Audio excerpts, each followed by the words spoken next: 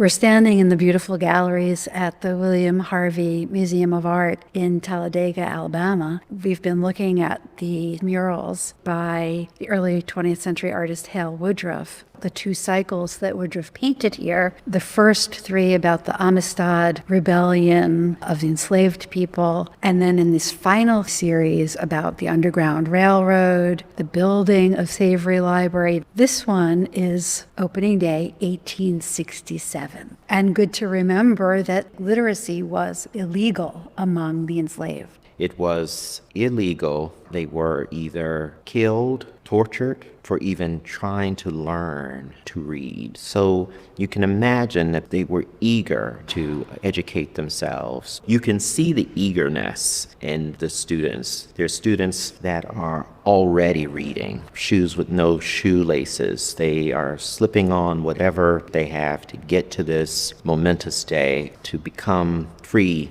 in their bodies and in their minds. And so this shows you the activity, the bustling, the animals, the sound. You can almost hear the sounds. You can almost feel the excitement. And Savery, of course, is standing in the center as the leader of this, as a former enslaved person himself, understanding the importance of that. Savery had actually built one of the buildings that today is part of Talladega campus, Swain Hall.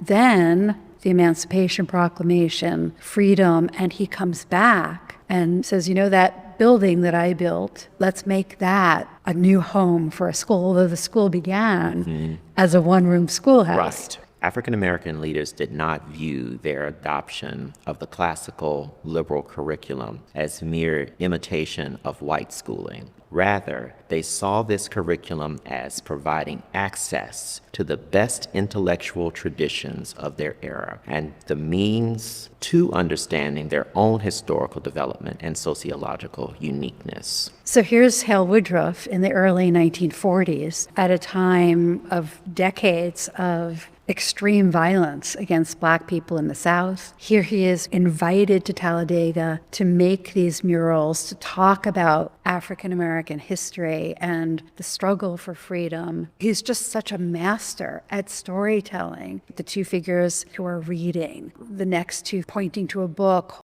the figure who's enrolling, whose name is being written down, and our eye slows down and looks at each face and follows the story, and we meet at the center with William Savery. Woodruff is thinking about African sculpture. He was a big fan of African objects and a collector himself. But he's also gone to Paris, and he's immersed himself in that European tradition of painting. And Woodruff is learning from the Mexican muralists of art for the public good that reflects the history of the people of the United States, like Rivera's painting, the people of Mexico. It is a beautifully choreographed dance of motion, of excitement. The carriage pulls up on the left. The figure kneels over the chicken coop. Everyone is engaged. Everyone is looking. Everyone is very active. I think that makes us active as viewers, too. It's as though we want to become part of the conversation that they're having. And good to remember that these were in the entrance room of the library, where students at Talladega would see this every day and become part of this history. You really are in the moment, you're there, and it puts a smile on your face, because although there's chaos, there is also a sense of calm, a sense of reverence. What you just said made me wonder if the pig and the chickens were a metaphor for what's happening in the painting itself, this yearning for freedom, this yearning for escape. Indeed. I believe that it is a metaphor.